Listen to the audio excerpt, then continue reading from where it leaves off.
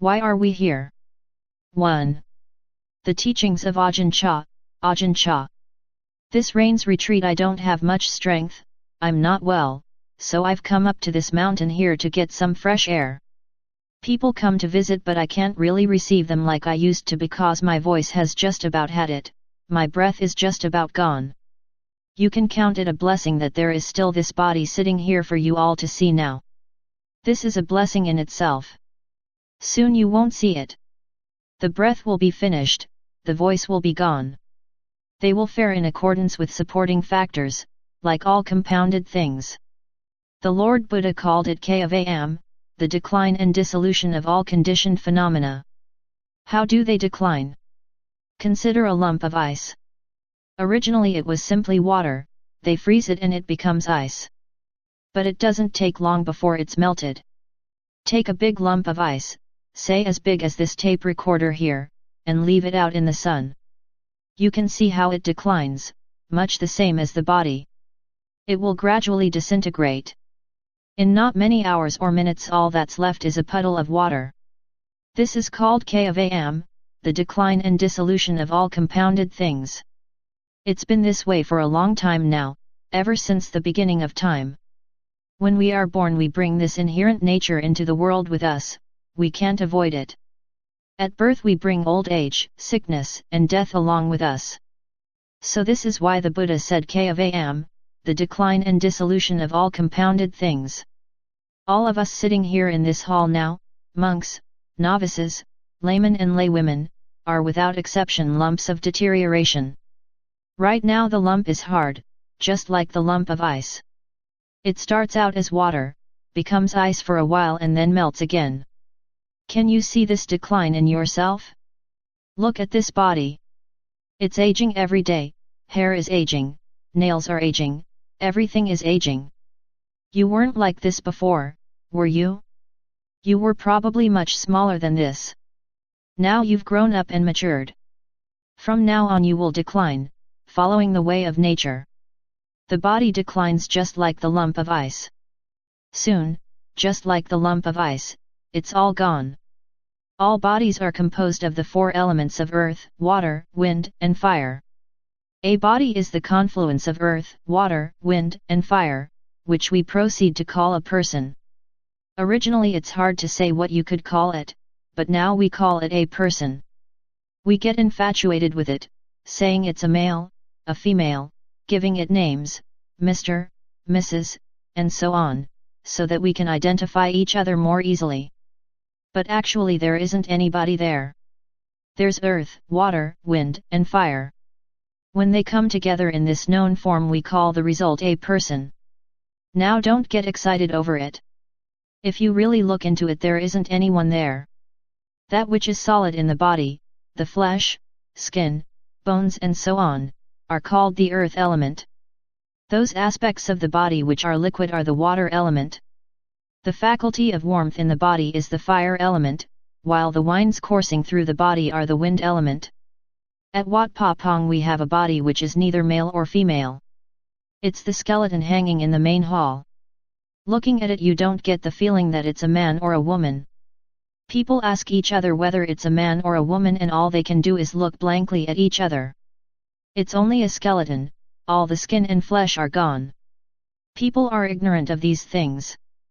Some go to Wat Pa Pong, into the main hall, see the skeletons, and then come running right out again.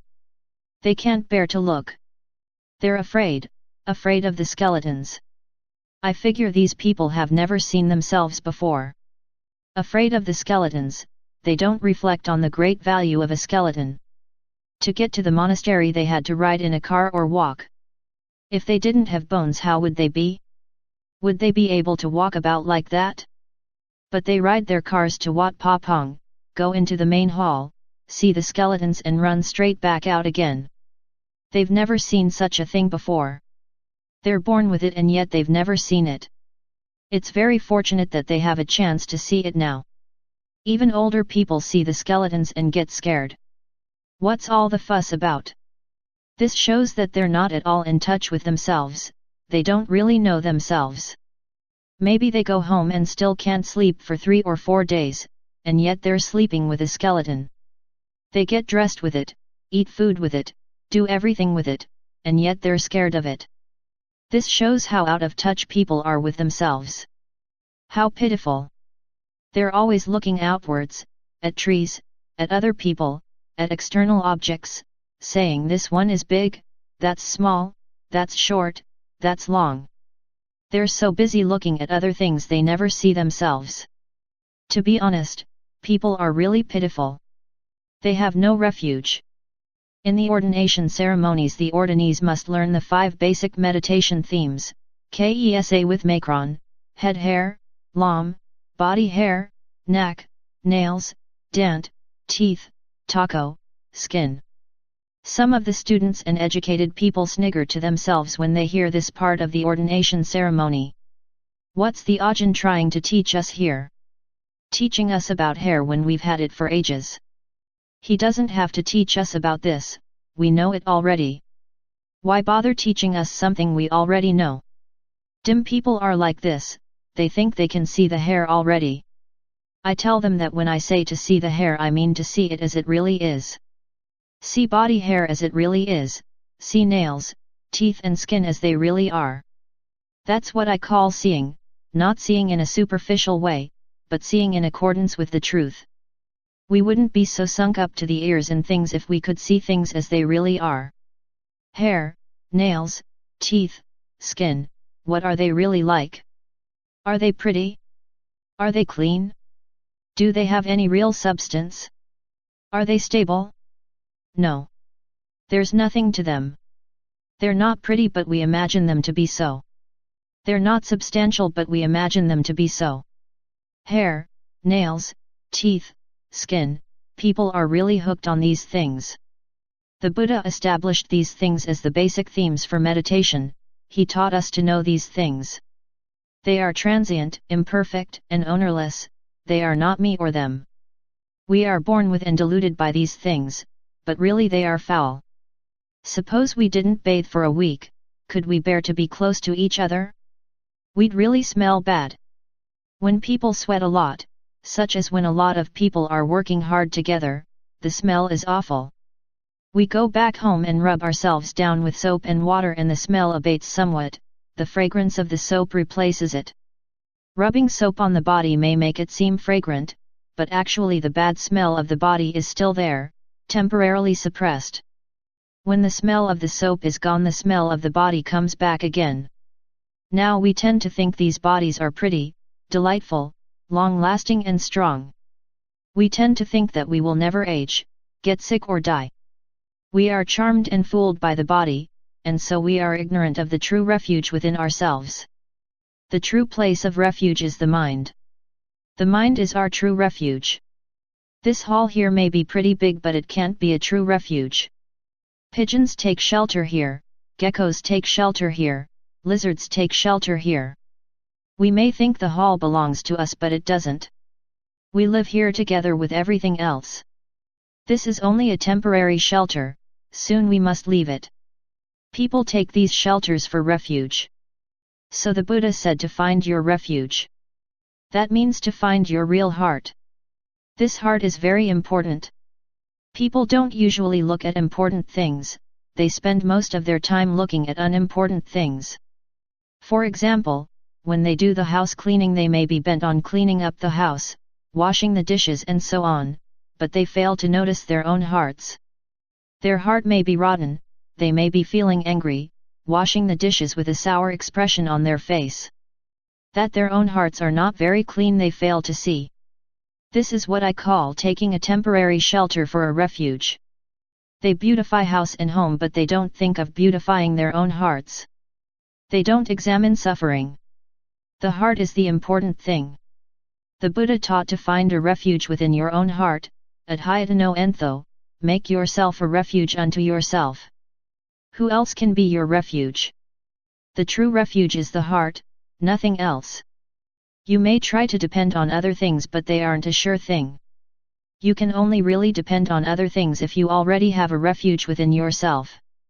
You must have your own refuge first before you can depend on anything else, be it a teacher, family, friends, or relatives. So all of you, both lay people and homeless ones who have come to visit today, please consider this teaching. Ask yourselves, who am I? Why am I here? Ask yourselves, why was I born? Some people don't know. They want to be happy, but the suffering never stops. Rich or poor, young or old, they suffer just the same. It's all suffering. And why? Because they have no wisdom. The poor are unhappy because they don't have enough, and the rich are unhappy because they have too much to look after. In the past, as a young novice, I gave a Dhamma discourse. I talked about the happiness of wealth and possessions, having servants, and so on. 100 male servants, 100 female servants, 100 elephants, 100 cows, 100 buffaloes, 100 of everything. The lay people really lapped it up. But can you imagine looking after 100 buffaloes? Or 100 cows, 100 male and female servants? Can you imagine having to look after all of that? Would that be fun? People don't consider this side of things. They have the desire to possess, to have the cows, the buffaloes, the servants, hundreds of them. But I say 50 buffaloes would be too much. Just twining the rope for all those brutes would be too much already. But people don't consider this, they only think of the pleasure of acquiring. They don't consider the trouble involved. If we don't have wisdom, everything round us will be a source of suffering. If we are wise, these things will lead us out of suffering. Eyes, ears, nose, tongue, body, and mind. Eyes aren't necessarily good things, you know. If you are in a bad mood, just seeing other people can make you angry and make you lose sleep. Or you can fall in love with others. Love is suffering, too, if you don't get what you want. Love and hate are both suffering, because of desire. Wanting is suffering, wanting not to have is suffering. Wanting to acquire things, even if you get them, it's still suffering because you're afraid you'll lose them. There's only suffering. How are you going to live with that? You may have a large, luxurious house, but if your heart isn't good, it never really works out as you expected. Therefore, you should all take a look at yourselves. Why were we born? Do we ever really attain anything in this life? In the countryside here, people start planting rice right from childhood. When they reach 17 or 18, they rush off and get married, afraid they won't have enough time to make their fortunes. They start working from an early age thinking they'll get rich that way. They plant rice until they're 70 or 80 or even 90 years old. I ask them, from the day you were born you've been working. Now it's almost time to go, what are you going to take with you? They don't know what to say. All they can say is, beats me. We have a saying in these parts, don't tarry picking berries along the way, before you know it, night falls. Just because of this beats me. They're neither here nor there, content with just a beats me, sitting among the branches of the berry tree, gorging themselves with berries. Beats me, beats me. When you're still young you think that being single is not so good, you feel a bit lonely. So you find a partner to live with. Put two together and there's friction. Living alone is too quiet, but living with others there's friction. When children are small the parents think, when they get bigger we'll be better off. They raise their children, 3, 4, or 5 of them, thinking that when the children are grown up their burden will be lighter. But when the children grow up they get even heavier. Like two pieces of wood, one big and one small. You throw away the small one and take the bigger one, thinking it will be lighter, but of course it's not. When children are small they don't bother you very much, just a ball of rice and a banana now and then. When they grow up they want a motorcycle or a car. Well, you love your children, you can't refuse. So you try to give them what they want. Problems. Sometimes the parents get into arguments over it. Don't go and buy him a car, we haven't got enough money. But when you love your children you've got to borrow the money from somewhere. Maybe the parents even have to go without to get the things their children want. Then there's education. When they've finished their studies, we'll be all right. There's no end to the studying. What are they going to finish? Only in the science of Buddhism is there a point of completion, all the other sciences just go round in circles. In the end it's real headache. If there's a house with 4 or 5 children in it, the parents argue every day. The suffering that is waiting in the future we fail to see, we think it will never happen. When it happens, then we know. That kind of suffering, the suffering inherent in our bodies, is hard to foresee. When I was a child minding the buffaloes, I'd take charcoal and rub it on my teeth to make them white. I'd go back home and look in the mirror and see them so nice and white. I was getting fooled by my own bones, that's all. When I reached 50 or 60, my teeth started to get loose. When the teeth start falling out, it hurts so much. When you eat, it feels as if you've been kicked in the mouth. It really hurts. I've been through this one already. So I just got the dentist to take them all out. Now I've got false teeth.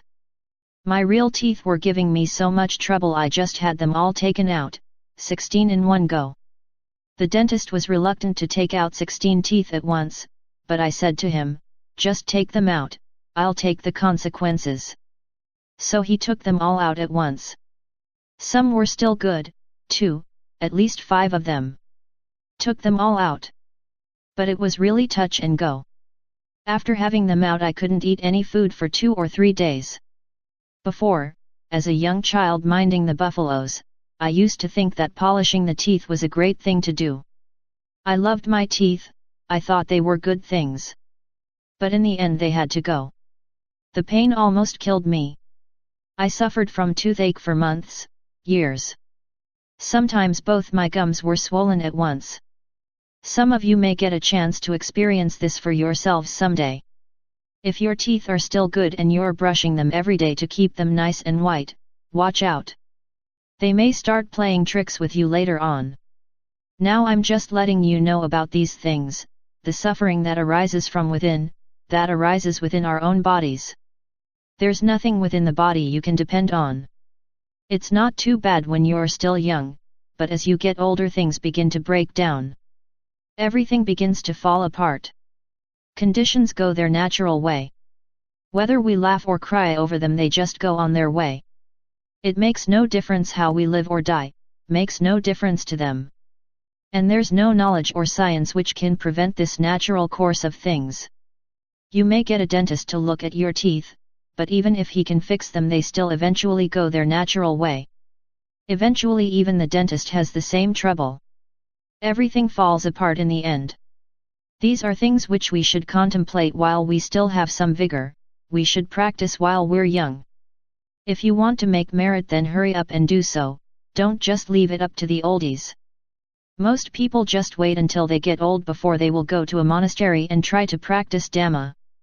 Women and men say the same thing. Wait till I get old first. I don't know why they say that. Does an old person have much vigor? Let them try racing with a young person and see what the difference is. Why do they leave it till they get old? Just like they're never going to die. When they get to 50 or 60 years old or more. Hey, Grandma. Let's go to the monastery. You go ahead, my ears aren't so good anymore. You see what I mean? When her ears were good, what was she listening to? Beats me. Just dallying with the berries. Finally, when her ears are gone, she goes to the temple.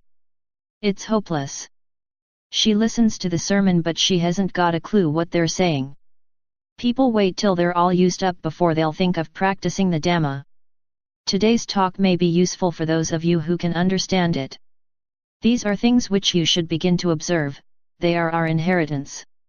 They will gradually get heavier and heavier, a burden for each of us to bear. In the past my legs were strong, I could run.